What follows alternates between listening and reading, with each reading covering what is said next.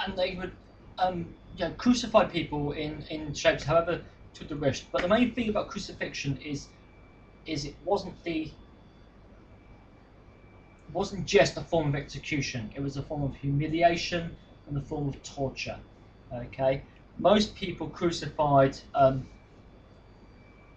They always show these things here.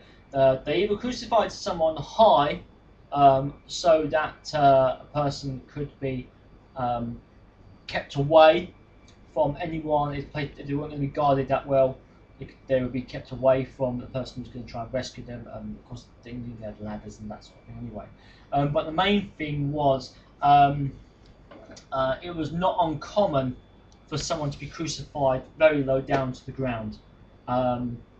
Perhaps even just a little bit above head level. I mean, their head's a little bit above the level of someone who might be actually sitting by them.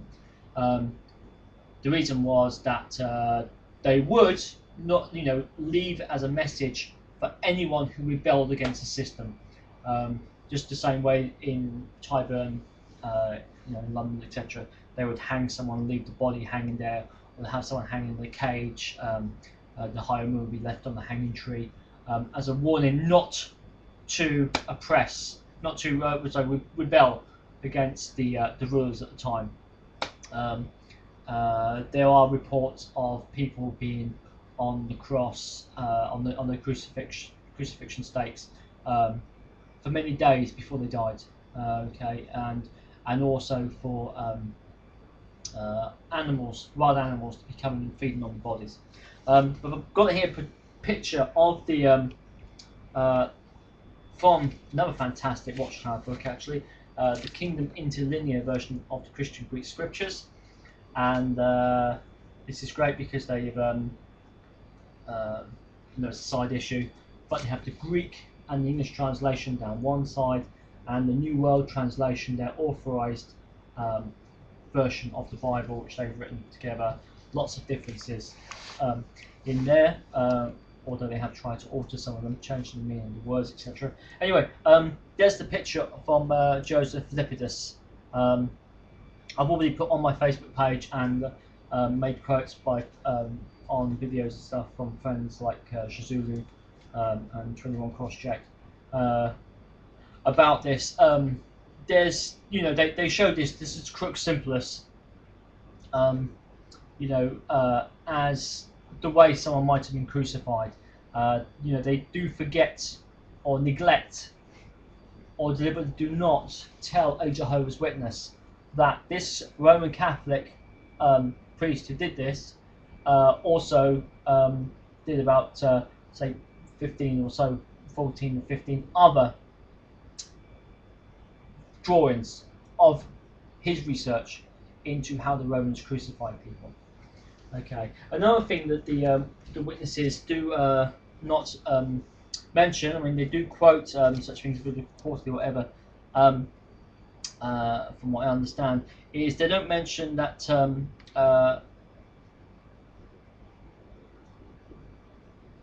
the Romans primarily crucified prisoners and slaves. Non-Romans, unless it was a case of high treason or something, would not have been crucified. It was given to the worst criminals and people who weren't important, like slaves, etc. And it doesn't mention that the horizontal bar in the crosses was called the palabrum. Okay, in Latin, the palabrum. Okay, and that was used, as we mentioned earlier in some of the other quotes from the Encyclopedia Britannica and the other references I've already mentioned in previous videos, that from the reason that they've missed off is that the Romans did make a change. Okay, the Romans didn't necessarily invent crucifixion, but they expanded upon it, and they used it in a big way. And yes, the cross was a pagan symbol. It was a symbol of pagan worship, but it wasn't necessarily a reflection on done for religious reasons why the Romans started crucifying people. They crucified people because it was a horrible form of death. Okay, and it made sure that they stamped their authority wherever they went. Okay, it wasn't as part of a religious symbol. It was as far as Romans were concerned, it was a form of execution. Um, and it was a pagan symbol brought up by pagans, not by the Jews. Christianity has never implied that, but it was used for other reasons than what the Watchtower have tried to put a spin on it. I think if the Watchtower hadn't put such a spin on that the shape of the cross had to be this way, had to be the torture stake, it would have been such a big issue.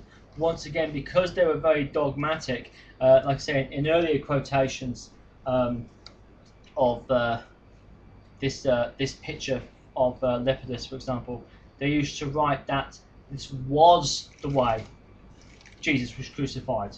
Okay, sometimes it was they in other scriptures that writings they put in, they've said it was a form of crucifixion. I'm saying most likely the form of crucifixion. In other times they've actually been very dogmatic and said this was the way Christ was crucified, and the evidence doesn't support that at all. But most importantly, of course, is the biblical evidence, what the actual Bible does say. And I think a few things are quite telling from this, from what the Bible actually says. Firstly, in Matthew, in all the Gospel accounts, Matthew, Mark, Luke, and John, they actually say that above Christ's head was nailed a placard, bang, bang, bang, was a placard put in, saying Jesus Christ. Jesus Nazareth was actually being put on the board. It would actually say what the crime of the person was. Okay, if he was crucified like this, it wouldn't have said the plaque wouldn't have been above his head. It would have been above his hands. Okay, it said above his hands.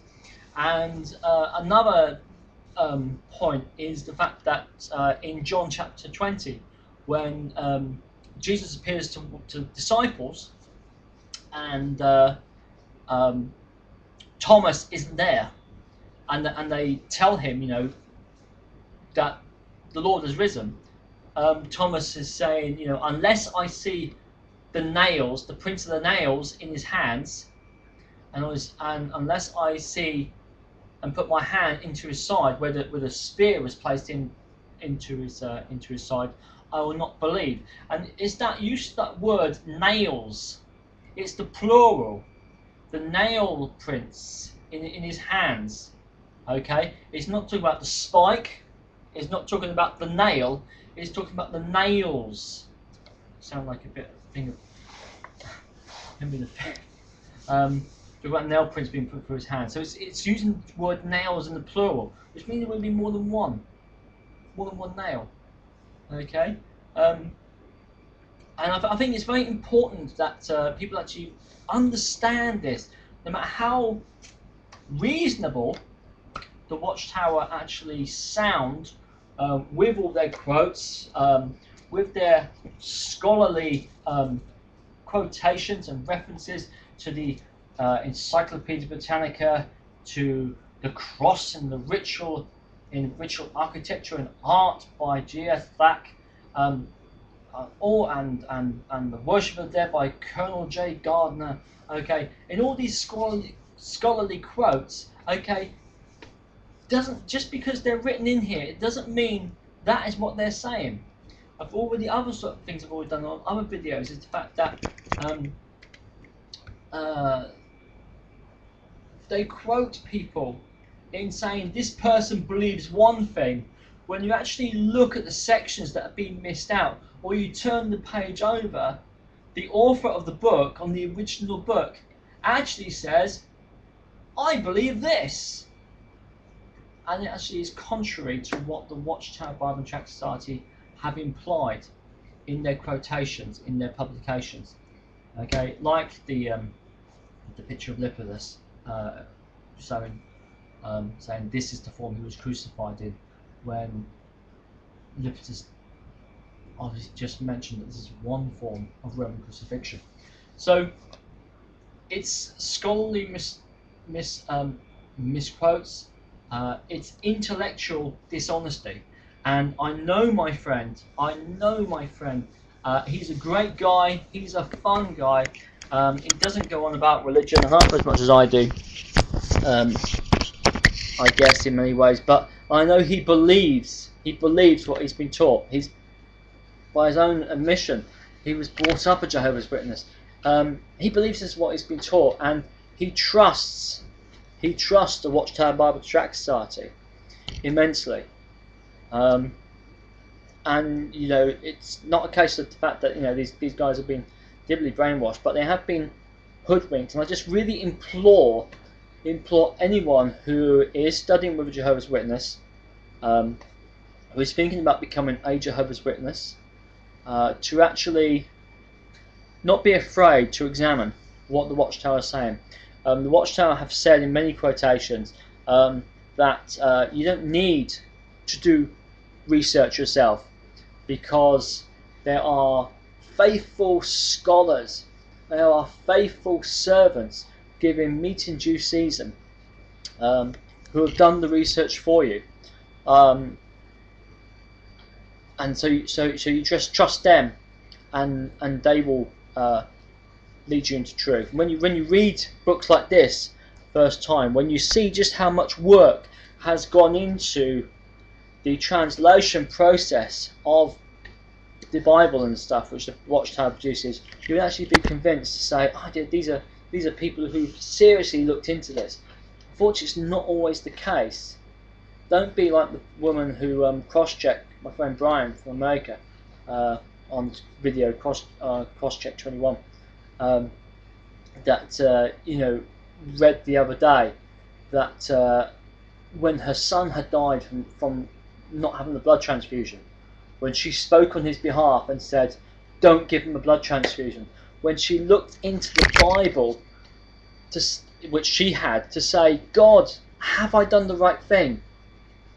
Okay, she actually found from the Bible, rather than the reassurance of saying that she'd done the right thing, she got the clear message from the Bible, from God's word, that she got it wrong, and the Watchtower teaching was in error, and it cost her the life of her son, when he could have been saved with medical treatment, because as she said, she'd never researched it herself. The Mormons have a great phrase, which is much simpler than what the Watchtower say. They say, when the brethren speak, the thinking has been done. Okay? Don't care who speaks. Don't believe me. Don't believe the governing body Watchtower. Don't believe 21 Crosscheck. Don't believe Doug House and the Richard Trust. Pick up your Bibles and read. Take the reasoning book and actually have a good look at all the quotations which are in there. Grab your book on the Trinity. Take a look at all the quotations that are in there, and see whether they've been correctly applied. And then you might say, okay, well, I believe it, I've had a spiritual feeling, a witness, whatever, it's been true, or it's been confirmed by the Bible. Okay, but at least you'll know whether these quotations are trustworthy or not. Not to say the quotations aren't trustworthy, but how they've been applied, whether they're trustworthy. Because they are in there, it's just they've not been used in the way which the Watchtower Society have told their believers they've been used. So please, please, please, your very life on this earth may depend upon it. Not to mention what's going to happen after, but your life on this earth, particularly in the case of having medical treatments and in that vaccinations and blood transfusions and stuff, your life may depend upon it. So research fully what you read before you make that commitment to jump into the arms of the Watchtower and Bible Tract Society.